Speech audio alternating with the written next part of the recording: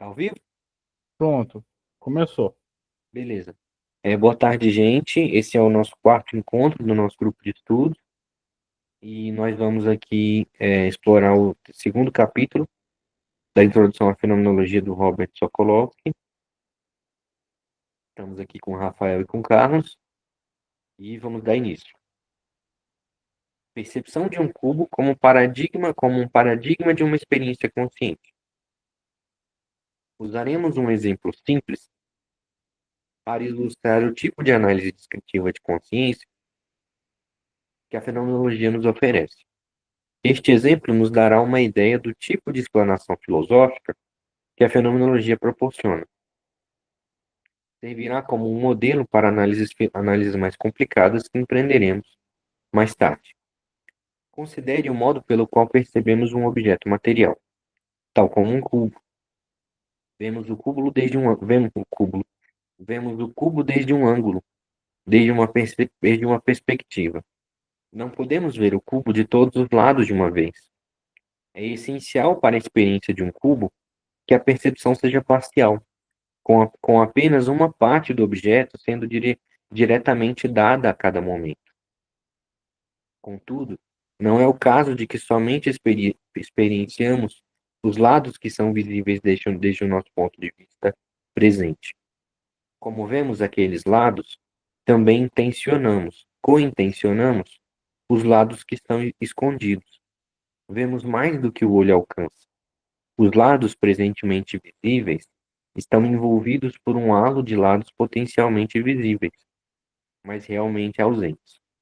Esses outros lados são dados, mas dados precisamente como ausentes. Eles também são parte do que experienciamos. Vamos formular esta estrutura com respeito às suas dimensões objetiva e subjetiva. Objetivamente, o que nos é dado quando vemos um cubo é uma mistura composta dos lados que estão presentes e dos lados que estão ausentes, mas cointencionados. Com cointencionados aqui, ele quer dizer o seguinte, é algo que Husserl ele tenta dizer no Ideias 1, que é mais ou menos o seguinte, pela atitude natural, o que é atitude natural? É considerar que o nosso conhecimento do mundo é verdadeiro, que a nossa ação no mundo percebe de fato as realidades que nós devemos perceber, as nossas emoções, os objetos que nós devemos conhecer, a vida, etc. É tomar tudo isso como verdadeiro. Você vai dizer, cara, como é que eu sei que isso de fato é verdadeiro? Eu tenho que dar um passo atrás. Eu tenho que ver como eu percebo essas coisas. Quando eu olho o mundo, eu percebo que a minha percepção, esse perceber, está sempre associado a um percebido. Eu olho o mundo e o mundo se aparece para mim. Só que, né, eu percebo muitas coisas diferentes. Eu percebo o tempo passar, eu percebo que várias, por exemplo, as minhas memórias me apresentam partes dos objetos que eu percebi, as pessoas que eu conhecia, elas não se apresentam em toda a sua magnitude, os cachorros, os animais de estimação que eu conheci, se apresentam só com uma parte. É algo como que ele está falando aqui, o Sokolowski, dos lados de um cubo. Mas, ao mesmo tempo, eu sei que, por exemplo, em cada uma das percepções, nas percepções do aqui e agora, sempre essas percepções de aqui e agora estão relacionadas com essas outras partes da minha percepção. Essas outras, por exemplo, quando eu lembro do meu cachorro, daquele animal de estimação que eu tanto gosto, esse lembrar no aqui e agora está sempre relacionado com as outras lembranças que eu tenho desse mesmo animal, com outras lembranças que eu tenho de outros cachorros, etc. Então, assim, as percepções do aqui e agora estão sempre relacionadas a essas percepções fora do aqui e agora que a complementam. É algo como que ele está falando aqui. Essas percepções que o senhor chama de transcendentes, diferente das imanentes, as imanentes são aqui e agora. As transcendentes são essas que estão ligadas ao aqui e agora, mas não se dão nesse aqui e agora, se vocês me entendem. O cubo, a parte do cubo, esse lado é o que se me apresenta aqui agora. As outras partes são esse transcendente, esses co-intencionados, certo? É isso que ele está querendo dizer aqui, certo? Então vamos continuar. A coisa sendo vista envolve uma mistura do presente e do ausente. Subjetivamente, nossa percepção, nossa visualização é uma mistura composta de intenções cheias e vazias. Aqui, o que é uma intenção cheia e o que é uma intenção vazia? Nós falamos, né, mais cedo de nomes, certo? E os nomes são uma parte essencial dessas percepções transcendentes. Agora, se eu pensar em substância, se eu digo a palavra substância, se eu me recordo da palavra substância, eu não tenho um aqui e agora, um objeto, um, um objeto do pensamento que se me é apresentado. Como, por exemplo, eu podia dizer cubo e vem à sua mente uma imagem, uma imaginação de um cubo específico. Isso é um aqui e agora, um imanente. Quando eu falo substância, não vem à sua cabeça um imanente, um objeto imanente. Isso é uma percepção vazia, certo? E uma percepção cheia, por outro lado, é essa percepção imanente. Uma percepção vazia, ela é essencialmente transcendente. Uma percepção cheia, ela é essencialmente imanente, certo? Vamos continuar. Nossa atividade de perceber, então, também é uma mistura. Partes intencionam o que está presente e outras intencionam o que está ausente, os outros lados do cubo.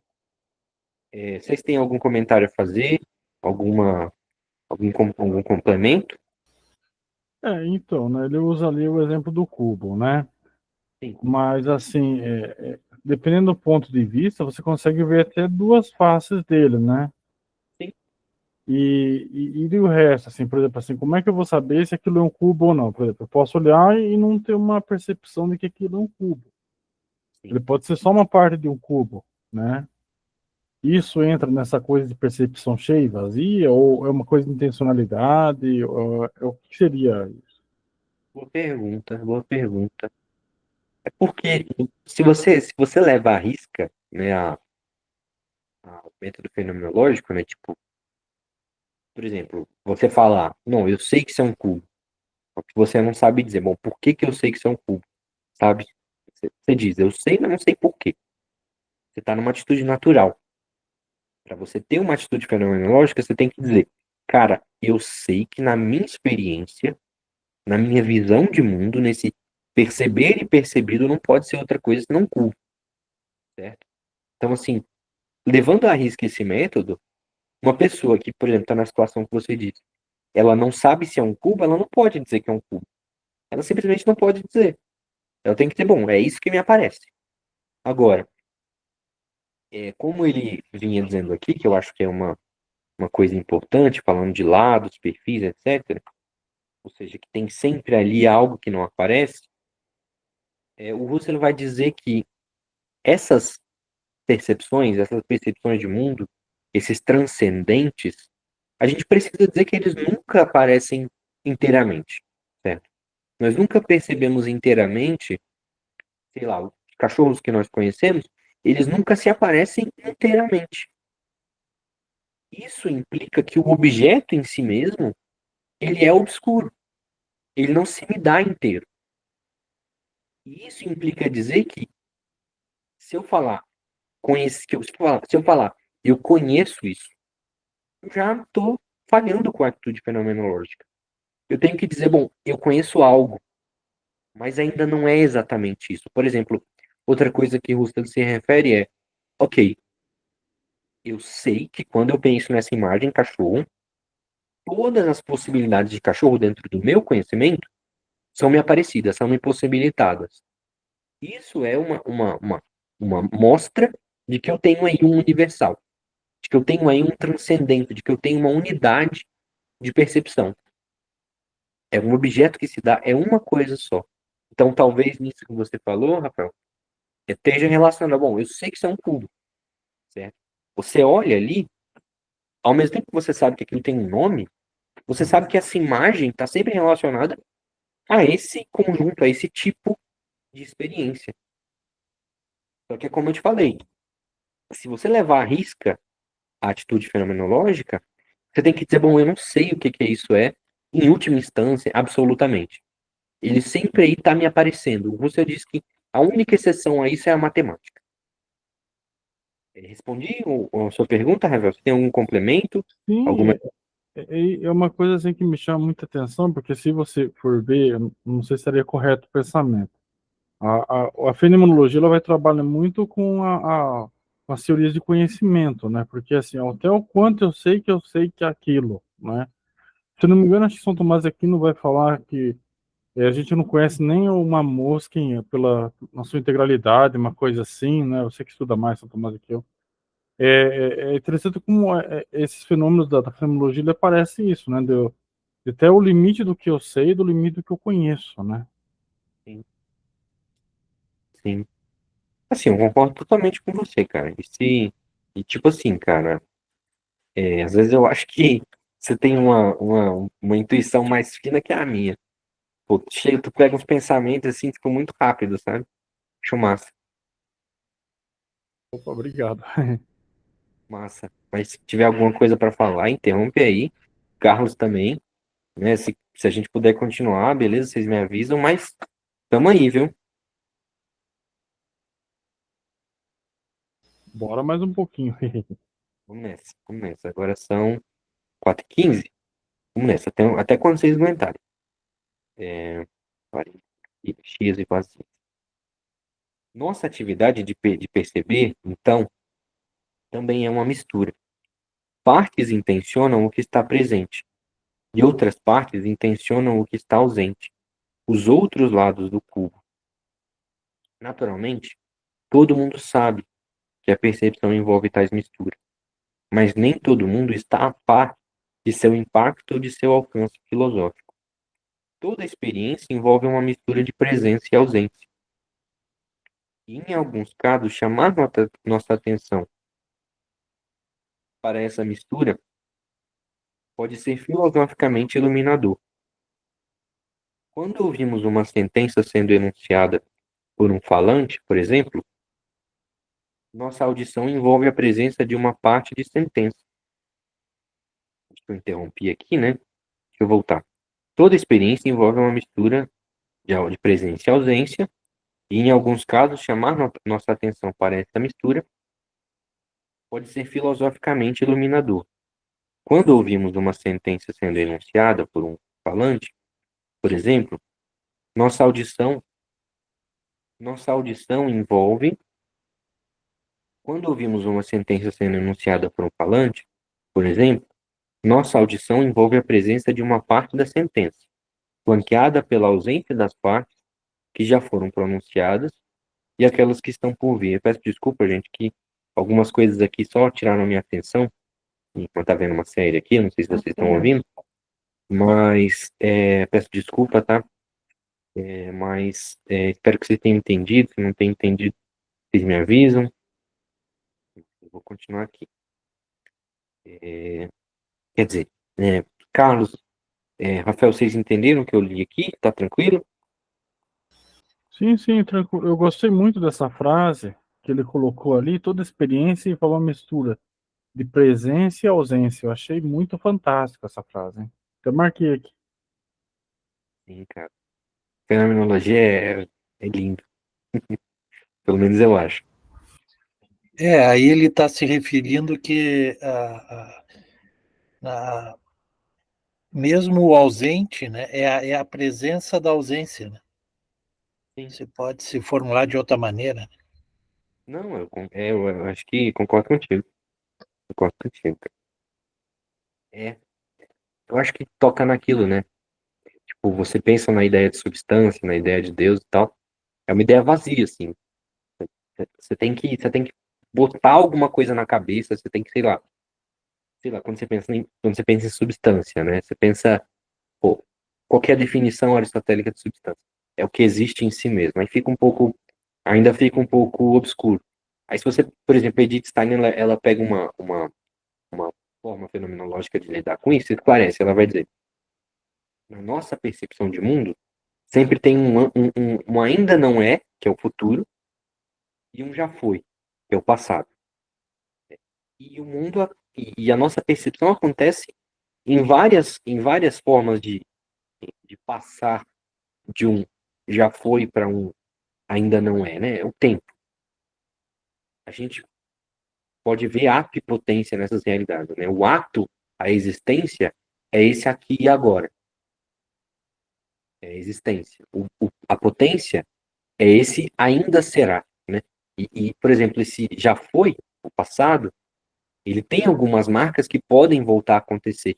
E isso a gente pode chamar de potência. Por outro lado, as coisas que permanecem, e elas permanecem independentemente, elas estão aí, e elas são uma unidade.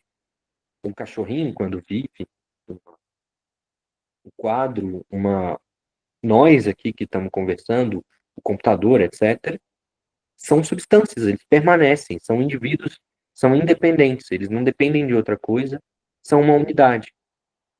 E essas unidades têm, por elas mesmas, capacidades nesse devir temporal de serem alguma coisa, né? O devir é essa mudança no tempo. Então, substância, né? A gente pega a ideia de substância e clarifica. Primeiro era vazio. Agora você consegue dizer, bom, isso é uma substância, aquilo não é uma substância. E aí, Carlos, o que você acha?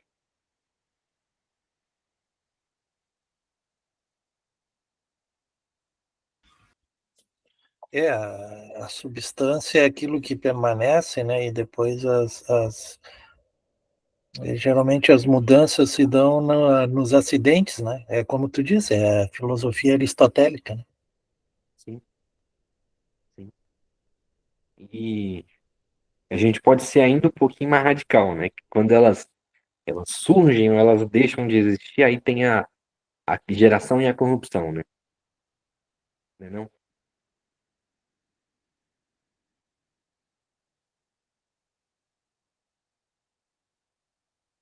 Carlos? Será que você me ouviu? Eu falei assim, pô, né? Não? Sim, sim, tô ouvindo. Tá tudo tranquilo. Acho que não tem dúvida, acho. A gente pode. Pode, vamos mandar bala. Isso, tá muito legal. Começa. Eu parei. A sentença mesma como um todo. Isso aí, Luan. Tá. A sentença mesma, como um todo, distingue-se em oposição ao silêncio, ao ruído e às outras sentenças que a precedem, a surgem ou a acompanham. A mistura de presença e ausência em nossa experiência de uma sentença é diferente daquela envolvida na percepção de um cubo, mas em ambos os casos há uma mistura de presença e ausência, de intenções cheias e vazias. Outros tipos de objetos teriam ainda outros tipos de mistura, mas todos seriam misturas de presença e ausência. Vamos retornar à experiência do cubo.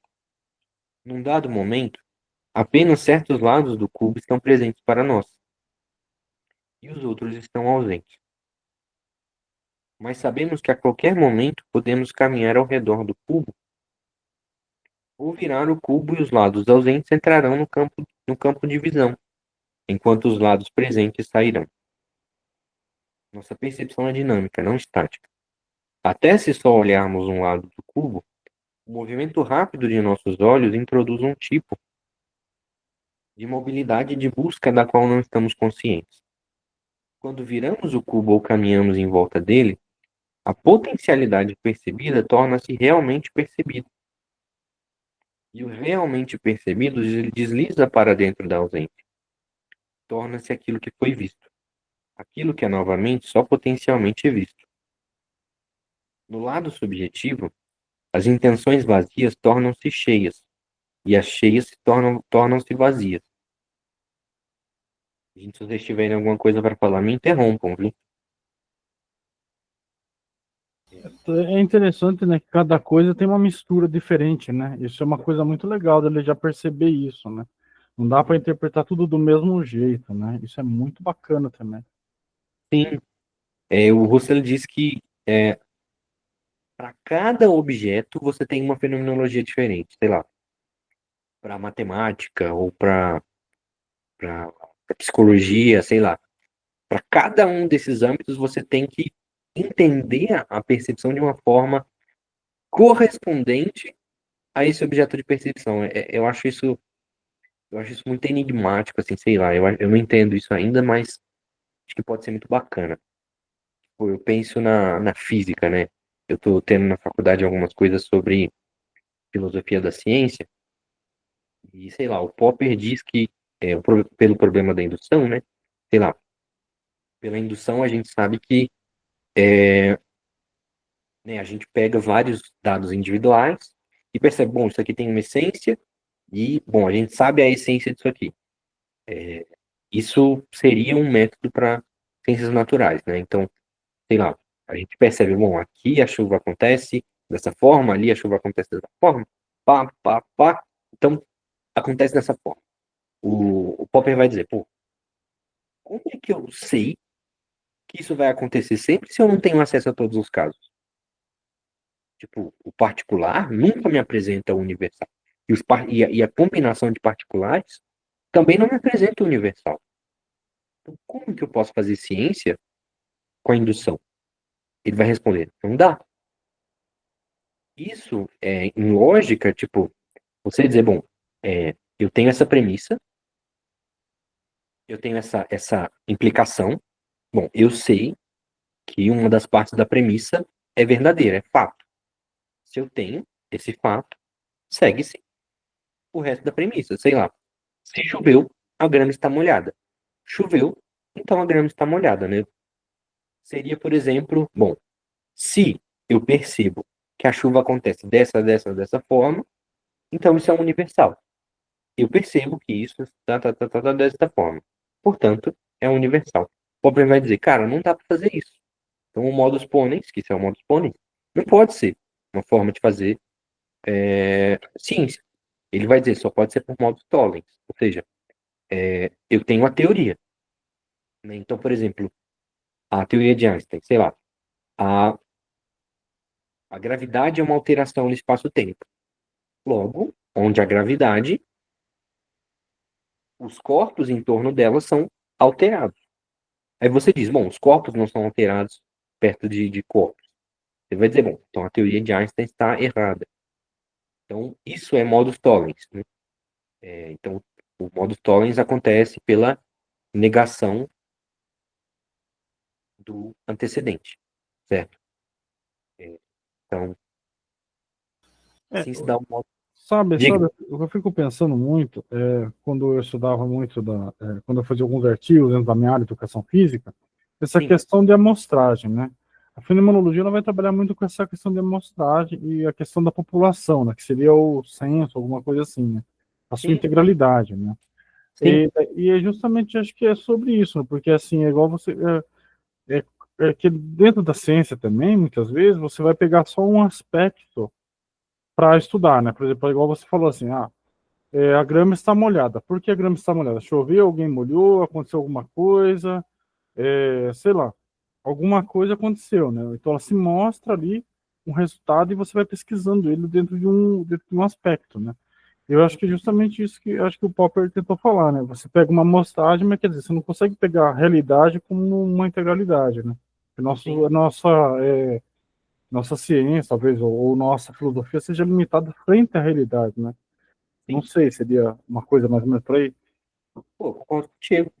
Concordo contigo. A parada, só continuando, que eu acho que eu tô fazendo uma palestrinha chata, mas eu acho que só para mostrar essa parada dos enigmas, que eu acho que acho que essa parada dos enigmas na ciência só dá para falar assim de uma maneira mais completa, colocando o problema do Popper.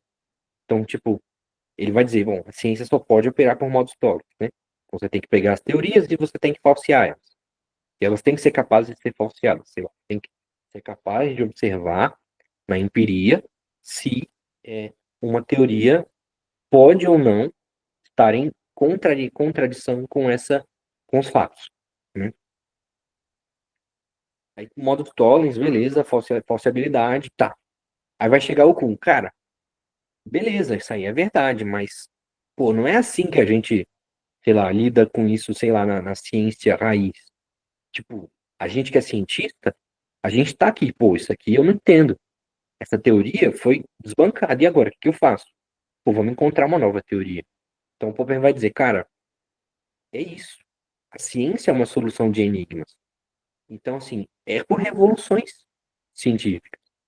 Então, tipo assim, eu tô falando isso pra falar, pô, os enigmas são uma parada muito, muito massa, assim, tipo, e eu acho, assim, que a fenomenologia tem muito disso, né? Mas eu não sei porque eu liguei uma coisa a outra.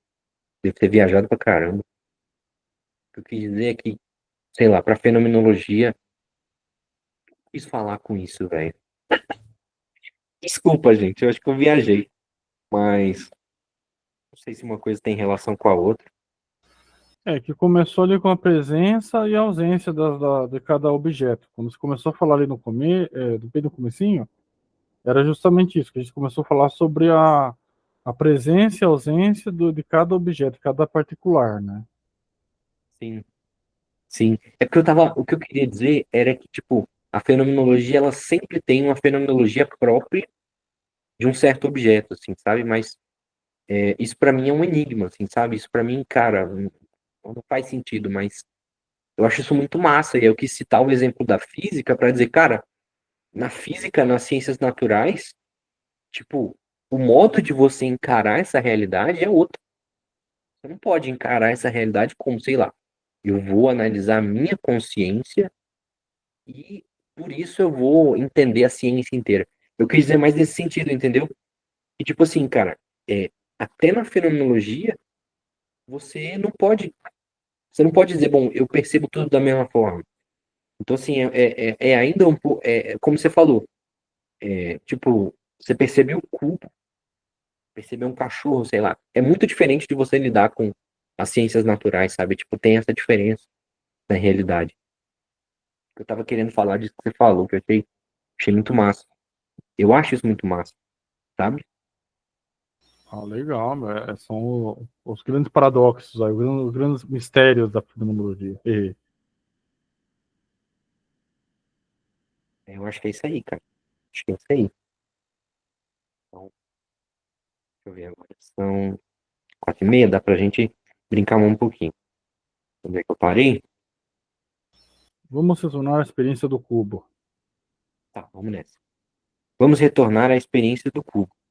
Num dado momento, apenas certos lados do cubo estão presentes para nós e os outros estão ausentes. Mas sabemos que a qualquer momento podemos caminhar ao redor do cubo ou virar o cubo e os lados ausentes entrarão no campo de visão, enquanto os lados presentes sairão. Nossa percepção é dinâmica, não estática. Até se olharmos um lado do cubo, o movimento rápido de nossos olhos introduz um tipo de mobilidade de busca da qual não estamos conscientes. Quando virarmos o cubo ou caminharmos em volta dele, a potencialidade percebida torna-se realmente percebida. E o realmente percebido desliza para dentro da ausência. Torna-se aquilo que foi visto, aquilo que é novamente só potencialmente visto. No lado subjetivo, as intenções vazias tornam-se cheias, e as cheias tornam-se vazias. Além disso, outras modalidades de percepção também entram em jogo. Podemos não só ver o cubo, mas também tocá-lo, podemos bater nele para ver que tipo de ruído ele faz, podemos degustá-lo. Para as crianças, a boca é um órgão tátil primordial, e podemos até cheirá-lo para ver de que é feito. Todas essas são apresentações potenciais que podem ocorrer em qualquer apresentação que tenhamos do cubo, potenciais que podem ser ativadas e trazidas imediatamente à presença.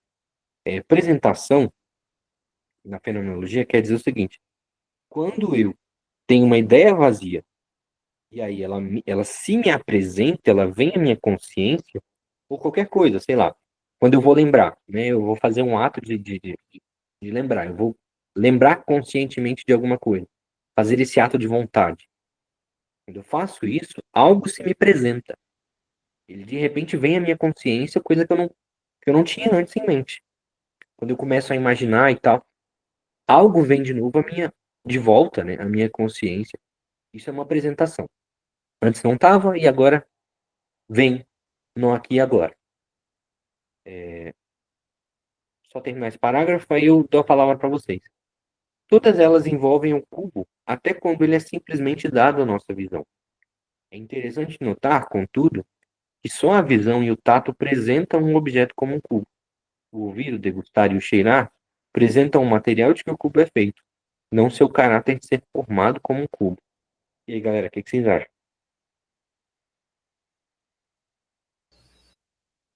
O tato tá sempre aí, né? O sensível tá sempre aí, né? Igual lá em Aristóteles também, né? Lembra que a gente comentou até no grupo do Aristóteles? Essa questão do tato, né? Da inteligência do tato. Interessante, né? Essa conexão. Sim, sim. É massa, velho, porque na época do Russell, a galera falou, pô, ele tá voltando com a escolástica aí, né? Tipo, a parada da escolástica, sei lá, da escolástica tardia, era quase um retorno a Aristóteles, assim, sei lá. Mas se tinha sei lá, um Soares, eu acho que foge um pouquinho da linha, mas você tinha muitos aristotélicos tomistas aí na escolástica tardia, tipo, na Idade Moderna, né? Você tinha uns caras fortes, assim. E assim, essa coisa do sentido tava lá, pra caramba. E aí o cara vai falou, pô, ele tá voltando com a escolástica aí. Fez bem, né? Fez bem. Pô, fenomenologia é fantástico. Pena que não é tanto, tipo assim, acho que no cenário da filosofia hoje, tem um cara que assim pega, pô, vamos usar um método fenomenológico, tá, e vai, sabe, vai, pô, fazer uma filosofia, sei lá. Eu acho que hoje em dia a gente não tem um cara assim, né? Sei lá. Eu tive aula com o professor Remo, da do Rio, e pô, o cara parece que faz isso, hein? Sei lá, quando ele interpreta os pré-socráticos, é massa. Ele vai dizendo, cara, essa realidade dos pré-socráticos representa uma experiência humana, tal e tal e tal. Aí é maneiro, viu? O negócio fica lindo. Ah, que legal. É, é muito massa. Vamos continuar? Sim, vamos lá. Vamos dizer um pouquinho mais precisamente da experiência visual do cubo. Distinguimos três camadas em que ela é apresentada para nós. Primeiro, aos lados do cubo, 6 deles. Cada lado pode ser dado sobre diferentes perspectivas. Se seguramos um lado distante de nós, ele é apresentado como um quadro. Mas se inclinamos o cubo ligeiramente para longe de nós, o lado vem a ser como um ângulo que se assemelha mais a um trapézio. Os cantos mais distantes parecem mais juntos um do outro do que os mais próximos. Se inclinarmos um cubo um pouco mais longe, o lado torna-se quase uma linha. Então, finalmente, se inclinarmos apenas um pouco mais, o lado desaparece da visão. Em outras palavras, um lado pode ser dado de modos diferentes, assim como o cubo pode, assim como o cubo pode ser dado de diferentes lados. Vamos chamar cada um dos modos nos quais o lado é dado de aspectos. Um lado tem um aspecto de um quadro quando encerramos diretamente, quando encaramos diretamente, mas tem um aspecto de trapézio quando o giramos em um ângulo para nós. Como um cubo aparece para nós em muitos lados, assim cada lado pode aparecer para nós de muitos aspectos, e esses aspectos, transitivamente, são também aspectos do cubo. Porém, podemos dar um passo além. Podemos visualizar um aspecto particular num dado momento. Podemos fechar os nossos olhos por um minuto, então abrimos novamente. Se não tivermos nos movido, teremos o mesmo aspecto dado para nós novamente. O mesmo aspecto pode ser dado para nós como uma identidade por meio de uma sucessão de aparecimentos temporalmente diferentes. Aí a identidade que eu falei mais cedo, né? Isso pode ser visto da seguinte maneira. O cubo, ele ainda é um cubo independente, quer dizer, nessa corrente de vivências diferentes, né? A gente sabe que esse tipo, essa imagem, representa esse mesmo imanente, esse mesmo aqui e agora. Só terminar esse parágrafo, eu passo a palavra para vocês. Cadê onde parou? Conhecimentos temporariamente diferentes. Vamos chamar cada uma dessas visões momentâneas de perfil do aspecto. Transitivamente também um perfil do lado e um perfil do cubo. Um perfil é uma apresentação temporariamente individualizada de um objeto. A palavra inglesa profile é a translação da alemã Abschattung, é isso? Sei lá, a qual pode significar profile, perfil, ou sketch, esboço. Em última instância, então, o cubo é dado para nós em um dos muitos modos de perfis. Então, eu acho muito interessante isso, porque é assim, né? E, até eu esqueci de comentar no parágrafo anterior. Assim, um objeto tem múltiplas faces, igual tá falando aí. Você pode meio que manipular um objeto, certo? Existe coisa da realidade que a gente não consegue manipular, mas cada um acaba tendo uma percepção sobre uma coisa diferente acerca da mesma coisa. Como que a fenomenologia trabalharia isso frente a uma precisão? Por exemplo, assim, a gente pega uma questão de, sei lá, métodos de psicologia. Você tem Gestalt, TCC, não sei o que, blá blá blá. Cada um está trabalhando de uma forma diferente, a mesma uma depressão, uma ansiedade ou alguma coisa assim. Como que isso se manifestaria assim na realidade? Assim, qual seria a opinião verdadeira? Ou todas são verdadeiras, todas são falsas? Você está entendendo mais ou menos o que eu quero dizer? Assim, como que isso se apresenta como uma solução una daquilo, sendo que tem várias coisas? Eu teria que ler de novo. Isso está aí na quinta meditação das meditações cartesianas do Husserl. Eu peguei uma edição muito ruim, cara. Tipo, a tradução tava horrível. Acho que eu vou tentar ler isso de novo essa semana. Mas pelo que eu vi lá, o que Husserl disse é o seguinte: na vida das outras pessoas, na expressão corpórea, na expressão linguística, a expressão externa, as pessoas manifestam certas coisas, certos pensamentos, certas interioridades que são análogas àquelas que nós temos. Então, por exemplo, nós podemos ver ao longo da história que a pessoa disse a palavra hipokeimenon. E lá nessa sociedade grega, o hipokeimenon significava aquilo que está por baixo. Sei lá. E aí, sei lá, a gente pode pegar um texto de Aristóteles e quando ele usa em um certo contexto essa palavra, hipokeimenon, a gente pode ver, cara, se refere mais ou menos a isso aqui. Sei lá. Ele está falando de aquilo que permanece nas diversas mudanças, substância. Aí a gente olha, a experiência das outras pessoas tem essa mesma percepção, esse mesmo objeto. Mesmo que se dê de uma maneira diferente, mas tá lá, o mesmo tipo. Então, como que eu sei isso, né? Uma pessoa, alguém que usa o método fenomenológico, com o rigor do método fenomenológico, só pode dizer, cara, eu sei disso porque eu percebo o mundo dessa forma, e eu sei disso na minha vida, e por ver as pessoas falando dessas coisas, eu sei que elas estão falando da mesma coisa, certo? E aí, eu acho que é mais ou menos isso que o Russell diz, e ele vai dizer, cara, só nesse sentido, e aí só adiantando uma parada que eu acho que vai te interessar, só nesse sentido a gente pode dizer, isso aqui é realmente verdade. Isso aqui não sou só eu que penso. É uma parada que a humanidade inteira viveu. Então, assim, é uma coisa que eu tô gostando de estudar, que eu tô querendo ir para um lado, estudar filosofia hermenêutica, que eu não sei, mas talvez me parece ir nessa direção, de ver, na história tem várias ideias, experiências, como é que eu posso dizer? Ideias comunicadas, vivências comunicadas, e a gente pode ver assim, não é só meu, entendeu?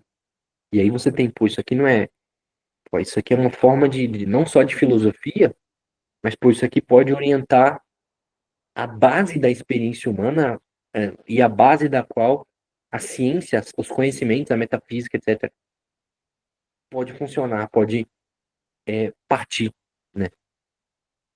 Será que eu respondi, Rafael? Eu acho que sim. É que é assim, né? Por que que eu pergunto isso? Por exemplo, aqui, ele deu no próprio texto, aqui no próprio parágrafo, ele falou aqui dessa questão do cubo, né? Então, se você pega, por exemplo, assim, nós três aqui. Se nós três pegamos um cubo e colocamos ele, sei lá, na frente, uma pessoa coloca ele, põe, vê ele de cima, outro vê de frente também, duas pessoas vão ver dois quadrados e uma pessoa vai ver esse formato que ele falou que é um trapézio, né? Tipo um trapézio, sabe? E aí, só que todo mundo vai dar uma opinião. Agora, falou lá, para mim é um quadrado, para o outro é um trapézio, para o outro é um cubo, sabe? É por isso que eu perguntei nesse sentido de interpretativo, né? Sim. Eu acho que como eu responderia para você da seguinte maneira. Também na fenomenologia, a gente só pode dizer que a percepção em si mesma, o objeto da percepção, é um independente, é uma unidade. Eu tentei falar isso nas, nas,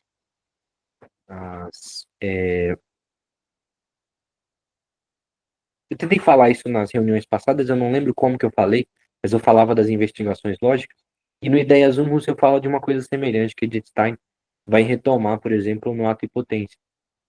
Qual que é a diferença entre um independente e um dependente na percepção? Por exemplo, quando a gente percebe um cubo, né, a gente percebe uma face do cubo e ela não se apresenta por inteira.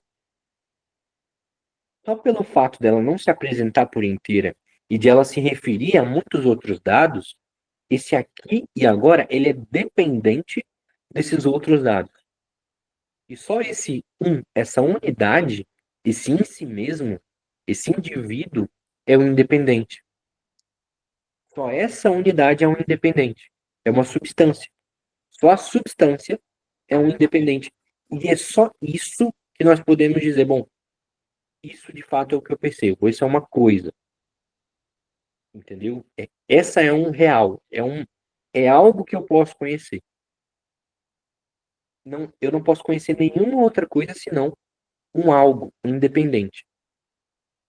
Por exemplo, dizer que eu faço uma ciência, sei lá, só pode se dar de objetos independentes, de todos. Eu acho que não sei se a gente tratou aqui de todos e partes, mas isso vai ser um tema que vai ser tratado aqui nesse livro do Sokolovsky, e eu acho que é uma parada super importante sobre todos e partes, porque isso é um dos, sei lá, pelo pouco que eu li, é um dos pontos centrais, assim, da fenomenologia. Ela quer conhecer os universais, ela quer conhecer os todos. Então, assim, eu te responderia, Rafael, da seguinte maneira: a gente só pode dizer que uma percepção na medida em que ela se completa. E aí, essa coisa das obscuridades, do não percebo, sempre mostra o seguinte: esse independente, ele precisa ser conhecido. E eu preciso sempre estar em direção a esse compreender. A esse compreender o objeto, a coisa, o independente. Eu falo, por exemplo, se a gente lida com gravidade, né? A gente tem que entender esse objeto como um todo. Quando eu lido, por exemplo, com depressão, eu tenho que compreender esse objeto como um todo. Esse objeto independente. Essa essência, enquanto uma essência só, individual. Certo? Será que eu te respondo, Rafael? Mas manda bala aí. É, Sim, sim, sim, sim. É que eu fico pensando assim, nessa questão do julgamento, da construção do pensamento, da conclusão, sabe? Eu fico pensando nesse aspecto, mas já deu uma ideia, já deu uma ideia mais ou menos de como refletir sobre esse assunto. cara, eu vou ler uma poesia aqui, cara. Acho que a gente já tá terminando, falta 15 minutos. Eu vou ler uma poesia aqui do, do Rainer Maria Rilke, que eu acho que nesses últimos minutos Pode ser massa aqui para essa parada que a gente está discutindo. É, vamos pesquisar.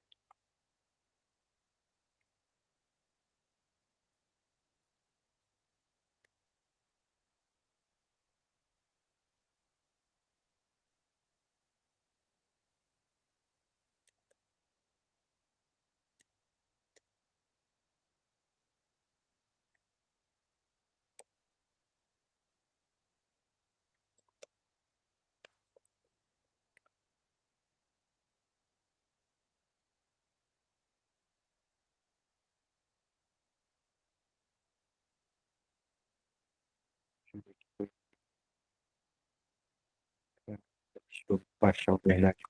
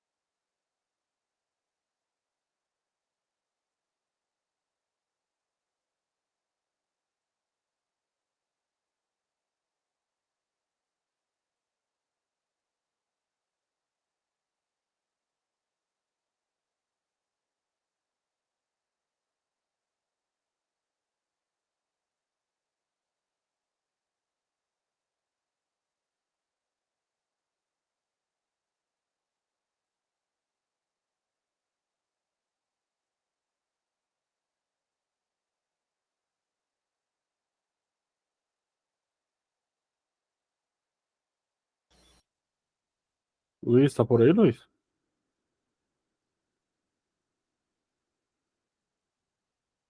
Carlos, tá por aí? Tá me ouvindo? Ixi, Oi, alô, Rafael? tá me ouvindo aí? Acho que o Tô ouvindo. Luiz É, caiu. acho que ele caiu. Mas que eu posso te dizer ali que tu diz, né? Como é que eu posso juntar, né? Por exemplo, a gente vê de diversos perfis, né? Um objeto que nos é dado, mas a tua consciência ela tem a capacidade de fazer a síntese, né? E, e ali na consciência forma-se o objeto, né? Ele nos é dado em perfil, mas na tua mente tu consegue, através de uma síntese que é feita pela consciência, dizer, formar o que é aquele objeto, um cubo, uma cadeira, seja o que tu estiver observando, né? Então, é através dessa síntese que é a capacidade, né?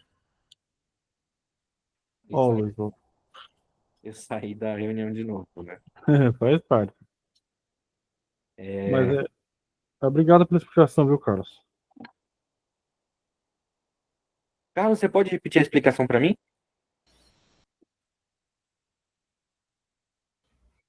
Não, eu só falei para ele que os objetos nos são dados, né, por perfis, né?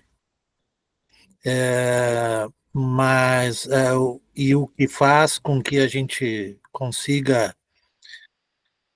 fazer entrar em acordo com os outros é que no caso a nossa capacidade cognitiva, a nossa mente, né, a nossa consciência, ela tem a capacidade de fazer a síntese e dizer, bom, isso que eu estou observando é uma cadeira, é um cubo, né? É mais ou menos por aí, foi isso que eu falei para ele. Sim, sim. É. Acho que o que Russell diria é algo um pouco mais simples, mas essa coisa que você falou vai muito mais no fundo. Porque ele diria que pô, a nossa experiência não se dá de outra maneira, né? Tipo, a gente percebe essas unidades, mas eu acho que você foi muito mais fundo, foi mais no núcleo, foi mais no filé, não é não?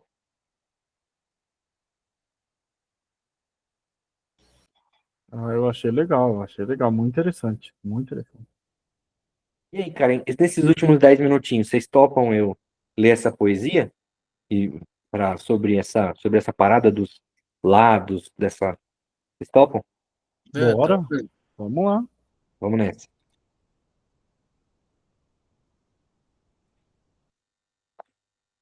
É, aqui, mano. Aqui, ó. Apanhar. Deixa eu ver. Tá chamando? Tá chamando. Apanhar o que tu mesmo jogaste ao ar nada mais é que habilidade e tolerável ganho. Somente quando, de súbito, tens de apanhar a bola, que uma eterna comparsa de jogo arremessa a ti e ao teu cerne num exato e destro impulso, num daqueles arcos do grande edifício da ponte de Deus, somente então é que apanhar é uma grande riqueza, não tua, de um mundo. Queria a opinião de vocês sobre essa poesia, o que vocês acham, assim, vocês acham que tem a ver com essa coisa, né? Esse conhecimento que está sempre se completando, mas ao mesmo tempo que é um esforço assim, que satisfaz o nosso coração. Queria que vocês dissessem alguma parada que vocês acham bacana.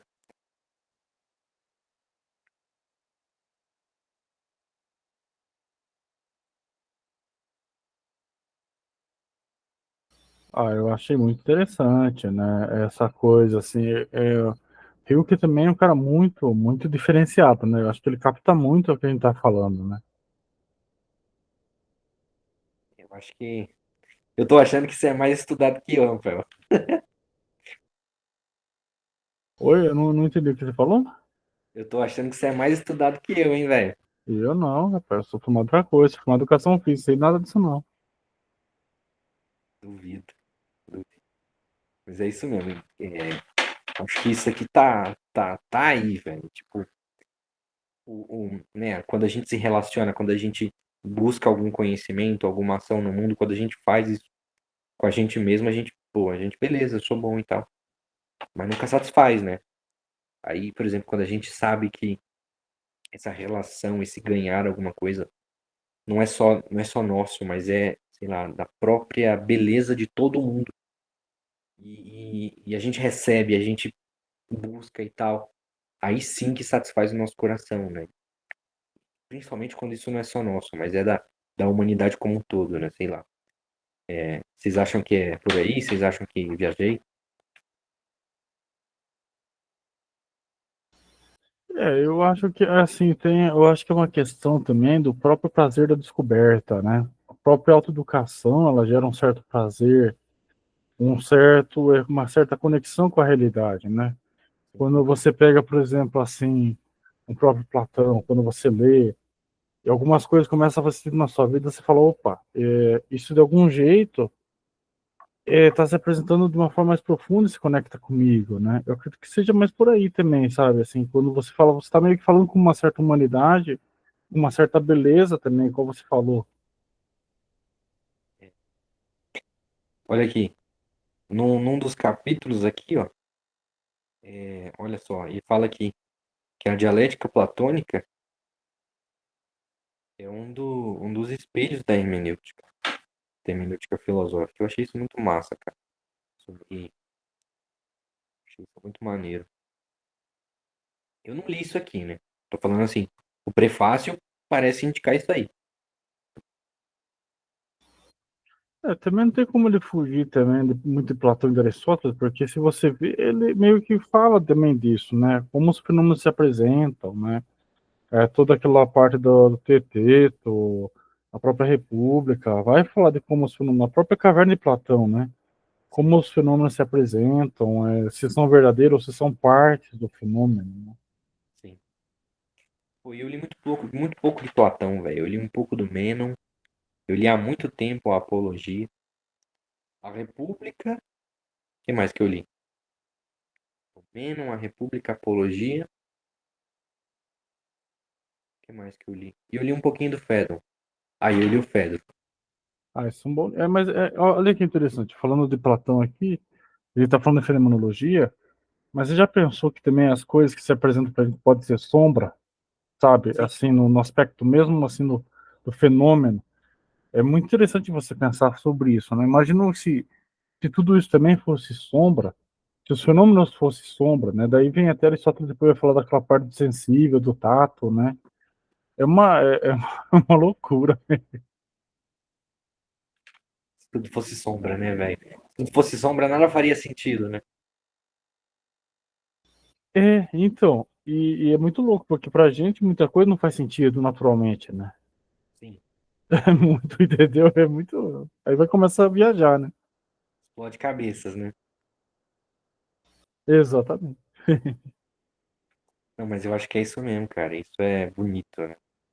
Tipo, sei lá. É um mistério, né? Da vida humana, mas é bonito. É bonito. Eu acho que. Eu acho que, tipo assim, eu não sei onde é que eu vi essa imagem, né? Mas parece que a vida humana é um eterno descobrir que a gente estava errado. Ah, mas com certeza. Mas é justamente isso, né? Eu acho que tudo isso se apresenta, por exemplo, naquela frase do só sei que nada sei de Sócrates, né? Sim, Porque no fim das contas, o que eu sei de verdade acerca dos fenômenos à minha volta, de mim mesmo, sabe? É igual ali a questão ali do que a gente estava discutindo sobre o que eu sei, se sei alguma coisa mesmo, né? Essa questão da teoria do conhecimento, será que eu sei mesmo? Será que isso é isso mesmo? E até que ponto eu sei isso quando ele se apresenta a mim? Porque mesmo assim, a gente pegou ali o cubo, mas se a gente pega uma pintura, pega um próprio poema, igual você colocou, ele se apresenta na sua, em uma das suas faces. Por exemplo, assim, se a gente pega alguém que tem uma outra experiência de vida, talvez se aperte totalmente diferente disso. Porque, e como é que eu vou falar? Tudo isso é o fenômeno, né? Tudo isso é real. Igual a gente estava até discutindo agora há pouco, né, Carlos? Com a questão da consciência, que vai ligando o ponto, mas é essa questão do mistério, do mistério, dessa questão sabe, de se apresentar e tudo mais, ou da realidade, é muito doido isso. sim. E no Menon, cara, é muito isso, né? Eu li, pô, li, eu acho que é metade do Menon. Mas é muito isso, tipo, o cara, não sei quem é o cara que dialoga com as pessoas que dialogam com o Sócrates, mas eles estão o tempo falando, o tempo todo falando, não, eu sei, eu sei, eu sei. E aí o Sócrates vai, não, você não sabe. Quero ver se tu sabe, mas tu não sabe. Né? Então, tipo, o verdadeiro aprendizado começa nisso, né? Pô, eu não sei. Eu não sei. Aí Se, eu, né? se você for ver, eu estava até pensando nesse dia, até interessante até, eu acho que cai no assunto, essa questão da autoaceitação, do não saber e das limitações frente à realidade, né? Eu acho que é por isso que para mim uma das coisas, grandes perguntas, por isso que eu acho interessante assim, quando a gente tem essas discussões da fenomenologia, tá bom, mas esse poema se apresentou de uma forma para mim, de outra para o Carlos e de outra para você, e de outra para uma outra pessoa. Então, de tudo isso, qual é a verdadeira faceta desse poema? E qual não é? O que são os critérios? Sabe? Eu acho muito interessante isso. Por isso que eu acho que ali no texto ele vai falar de cada coisa tem um fenômeno ali como é que é? De ausência e de presença, né? É Vários. muito, você começa a viajar e começa, caramba, tá, mas certas coisas eu consigo aplicar a sua integralidade. Por exemplo, um lenço, eu consigo ver uma integralidade dele, eu consigo defini-lo, mas certas coisas, igual um poema, como que eu vou entender as subcamadas que ele tem ali, sabe? Isso é muito. Sim, cara, eu acho que tudo isso, assim, essa coisa da hermenêutica, né? Meio platônica, tipo, você faz um diálogo com as pessoas, você vai em comunhão com a experiência das pessoas e fala, pô, isso aqui não é só meu, sabe? Acho que é aí que tá o filé, entendeu? Sei lá, às vezes eu converso com os meus amigos, assim, eu tenho uma amiga que ela toca piano. Aí às vezes eu converso com ela, pô, eu interpretei isso dessa música, o que que você acha? Ela fala, não, mas eu vi isso diferente e tal, mas eu acho que a gente tá falando da mesma coisa de lados diferentes, sabe? Eu acho que é isso que faz, assim, a fenomenologia brilhar. Tipo, quando a gente sabe, pô, ele tá vendo uma coisa diferente, mas não, no fundo a gente tá falando da mesma coisa. E eu sei que a gente tá falando da mesma coisa. O cara sabe que a gente tá falando da mesma coisa. Mesmo que sejam lados diferentes, perspectivas diferentes.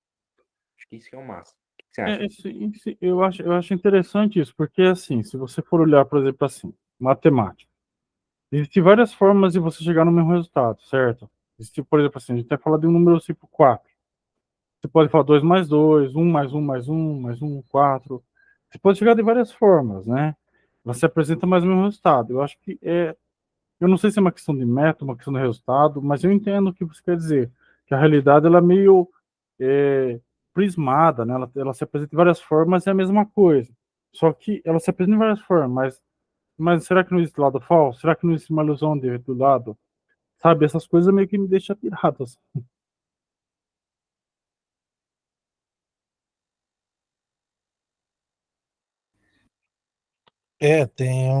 Já tem umas correntes científicas aí, as últimas teorias sobre o universo, sobre cosmologias, já tem pessoal dizendo que, de repente, isso tudo pode não passa de um holograma, né? Verdade, né, cara? Assim, essa questão de tudo é Matrix, né? O pessoal pensa que estamos num certo Matrix, não é isso? É, por esse viés aí, que o universo seria tipo um holograma, como é que é, tipo um programa de computador, enfim. O troço é bem maluco mesmo. Ixi, o Luiz caiu de novo, saiu de novo da reunião. Sim, sim, eu já ouvi essas teorias, né, que a gente tá numa espécie de simulador, simulação, né, uma coisa assim, né? Isso. Acho que É, aí, digamos, isso que poderia ser chamado de Deus seria né, um, um cara de informática, sei lá, um né? programador, né, um É programador, né? isso, um programador, Sim, na é, frente de um computador aí, simulando isso tudo que a gente diz que é real, né? Que é o universo. Vai saber, é aquilo, nunca vamos chegar à última peça do quebra-cabeça, né? Porque é impossível. Sempre é, vai ficar faltando uma. exatamente, sempre tem alguma coisa que a gente não sabe, não percebe, né? E é bom que seja assim, porque é uma maneira de incentivar, enfim, o conhecimento, a filosofia, né? O Sim, tentar saber, né? Porque diz que Deus sentiria inveja de nós, porque a gente está sempre tentando, né? Ele já sabe tudo, então já é, perdeu a graça, digamos assim, né? sim, sim, pode ser uma opção. Eu acho que a realidade sempre tem um mistério, né? Eu acho que essa beleza do mistério é uma coisa fascinante, porque assim, a gente tem o mistério da realidade somado às nossas limitações existenciais, porque a gente observa coisas que são infinitas, né? Por exemplo, quando a gente fala de justiça, de verdade, são coisas que são. A gente tem uma certa percepção, mas é limitada pela nossa própria existência, né? É igual essa questão do como o universo é ou do que não é. Há aspectos que talvez nunca a gente vá perceber, entender, discutir, pela nossa própria limitação existencial. Isso é muito doido, né? Ô, gente, desculpa aí, viu? Deu um pico de internet aqui, pico de energia. Deu um Ah, pico de... tranquilo. Vamos. Quer fechar a reunião aqui? É... Só se, for, só, se só você puder repetir para mim o que você disse, aí a gente fecha. Tá. Quer começar, Carlos? A gente estava discutindo sobre os mistérios, né, do universo e tal, e eu tinha dito para ele que é, tem um pessoal aí que as últimas teorias diz que falam, né, em que o universo não passaria de um holograma, de um programa de computador, enfim, né, criado por sei lá, né, aí da informática, sei lá, né, e Deus, que se diria Deus, né, estaria tudo isso através de um grande computador, sei lá, mas é algo parecido assim. né? Entendi. Mas como eu disse para ele, é bom que seja assim, porque e- né, dizem que Deus sente inveja de nós, porque ele já sabe de tudo. Nós ainda tem o incentivo, né, de estar sempre procurando, aí eu falei para ele, né, nós nunca vamos chegar na última peça do quebra-cabeça. Sim. E isso é bom por um lado, porque nos dá, né, incentivo, ânimo de nunca parar, né, de conhecer, de fazer perguntas. Sim. Sabe que é isso que, tipo assim, eu vi um resumão do Fausto de Goethe e eu acho que é isso, cara, que tá ali, pelo que eu vi do resumo, sabe? Tipo, ele faz uma aposta com o demônio, tipo, se você me fizer relaxar, me fizer sentar numa cama e dizer, bom, eu tô satisfeito, aí eu entrego minha alma pra ti. É meio isso, sabe? E aí toda a jornada pra dizer, bom, o demônio tá errado. Sim. O que que você fala aí, Rafael? Bom, o que eu tinha dito é que esses mistérios, eles também trazem uma certa beleza, né, existencial, porque nós estamos precisando de coisas que são infinitas com uma existência finita e limitada. A nossa existência por si só é limitada, a nós mesmos, né? Por exemplo, assim, quando eu falo de justiça, de amor, de virtudes, são coisas que a gente talvez nunca vai entender na sua integralidade, mas sim partes dela. E tudo bem, a gente tem que aceitar essas limitações e tentar lidar com elas, administrar elas da melhor forma que possível, ciente de que nós não vamos conseguir talvez manifestá-la na sua integralidade, nem conhecer ela na sua totalidade. Você tava falando alguma parada, tipo, bom, eu percebo uma coisa, não sei se a pessoa percebe alguma coisa, e aí foi nessa hora que eu caí. Eu acho que, Tá. O que eu estava falando era mais ou menos assim. Deixa eu ver se eu lembro. É a parte de que cada um percebe uma coisa diferente para a mesma coisa. Acho que foi mais ou menos isso, né, que eu estava falando. sim, Né? Então é isso que eu estava falando. Se existem verdades ou falsidades frente a isso.